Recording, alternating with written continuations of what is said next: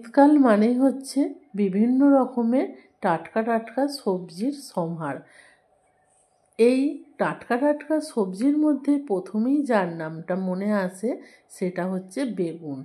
আজ সেই বেগুন দিয়েই তোমাদের সাথে শেয়ার করব চিলি বেগুন। এই চিলি বেগুনটা আমরা কিভাবে বানাই চলো দেখে নেওয়া যাক। তার জন্য প্রথমেই দেখো এখানে একটা বেগুনকে নিয়ে নিয়েছি। বেগুনটাকে আমি কেটে নিচ্ছি। আমরা চিলি চিকেন বলো, চিলি এগ, নানান রকমের রেসিপি করে তোমাদের সাথে শেয়ার করেছি। আজকে তোমাদের সাথে শেয়ার করব চিলি বেগুনের রেসিপিটা। এই চিলি বেগুনের রেসিপিটা খুবই সাধারণভাবে তোমাদেরকে করে দেখাবো, আর এর স্বাদ কিন্তু অসাধারণ হবে। রুটি, পরোটা, লুচি যার সাথেই খাও না কেন এটা কিন্তু দুর্দান্ত হয়। দেখো তোমাদেরকে দেখিয়ে দিলাম কাটাটা, আর কেটে এটাকে ধুয়ে নিয়েছি। একটা বড় জায়গার মধ্যে বেগুনটাকে ঢেলে নিয়েছি। এবার এখানে দিয়ে দেবো স্বাদ মতো লবণ। এখানে সব কিছু দিয়ে বেগুনটাকে ম্যারিনেট করে নেব। লবণ দিয়ে দিয়েছি, আর দিয়ে দিলাম হলুদ গুঁড়ো। এখানে দিয়ে দিচ্ছি সামান্য একটু কাশ্মীরি লঙ্কার গুঁড়ো। কালারটা শুধুমাত্র আসার জন্য একটু আদার পেস্ট দিয়ে দিলাম। আর দিয়ে দেবো কর্নফ্লাওয়ার। এখানে 2 চামচ মতন কর্নফ্লাওয়ার দিয়ে দিলাম। আর এখানে দিয়ে দেবো 2 চামচ মতন বেসন। সব কিছু দেবার পর এখানে দিয়ে দেবো 2 চামচ সর্ষের তেল। সব কিছু দিয়ে ভালোভাবে হাত দিয়ে বেগুনের গায়ে এগুলোকে মাখিয়ে নেব। দেখো সুন্দরভাবে চেপে চেপে মাখাতে মাখাতে এগুলো সুন্দরভাবে মাখানো হয়ে গেছে। এখানে কিন্তু কোনো মতেই জল ব্যবহার করবে না। এবার এটাকে 5 মিনিট রেস্টে রাখবো। 5 মিনিট পর ফিরে এলাম।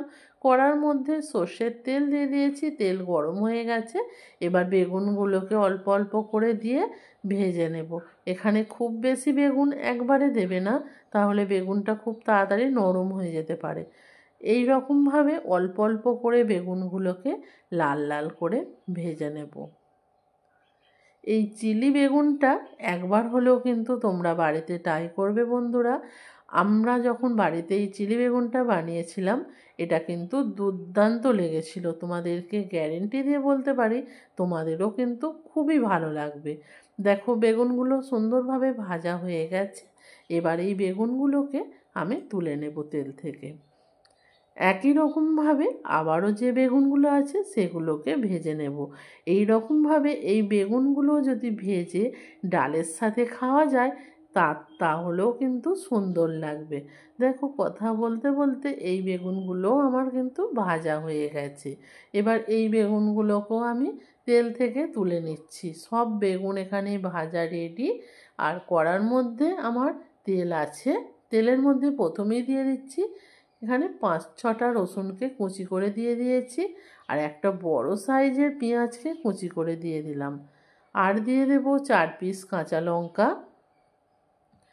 আর এখানে দিয়ে দিচ্ছি ক্যাপসিকাম। একটা ক্যাপসিকামকে কেটেও দিয়ে দিলাম।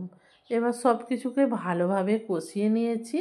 এখানে কিছুটা পেঁয়াজকে আমি কিউব কিউব করে কেটে নিয়েছিলাম, সেই পেঁয়াজটাকেও আমি এখানে দিয়ে দেব। যেমন আমরা চিলি চিকেনের পেঁয়াজগুলোকে কাটি সেই রকমভাবেই কিন্তু এটা কেটে নিয়েছিলাম। এবার এখানে দিয়ে দেব আদার পেস্ট। সব কিছু দিয়ে ভালোভাবে কষিয়ে নেব। আর একটা বাটির মধ্যে একটু সসকে গুলে নেব। এখানে নিয়ে নিলাম 2 চামচ টমেটো কেচাপ। আর এখানে দিয়ে দেব 2 চামচ সয়া সস। সয়া সসটা দিয়ে দিয়েছি। আর এখানে দিয়ে দিচ্ছি একটু জল। সব কিছু দিয়ে ভালোভাবে এটাকে গুলে নেব। দেখো এটাকে এইরকমভাবেই চামচ দিয়ে গুলে নেবে। একটু গুলতে টাইম লাগবে, তাও ভালোভাবে গুলে নিতে হবে। এটা গোলা হয়ে গেছে, এবার এটা সরিয়ে রাখবো। আর এদিকে দেখো পেঁয়াজগুলো কিন্তু অনেকটা ভাজা ভাজা হয়েছে। এবার এখানে দিয়ে দেব কাশ্মীরি লঙ্কার গুঁড়ো।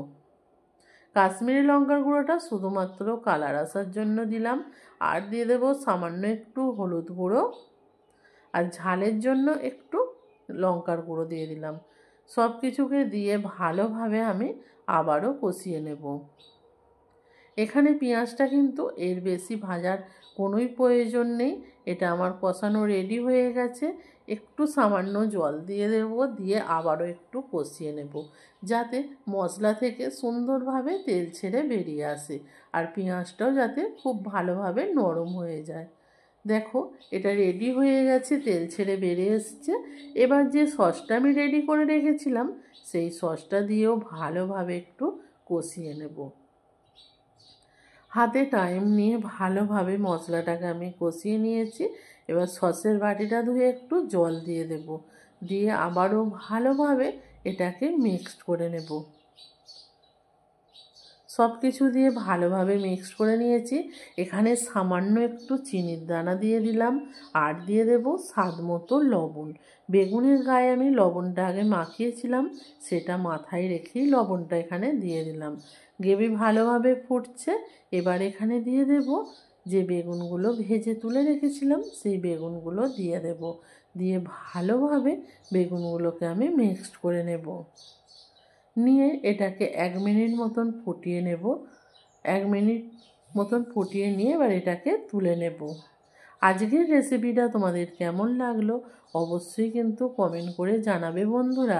আর যদি ভালো লাগে অবশ্যই লাইক কমেন্ট শেয়ার করবে, কারণ তোমাদের এক একটা লাইক এক একটা কমেন্ট আমাদেরকে নতুনভাবে ভিডিও বানাতে উৎসাহিত করে। আর বেগুনের সময় একবার হলেও এই বেগুনের রেসিপিটা বানিয়ে খেয়ে দেখো, তোমাদের খুবই ভালো লাগবে।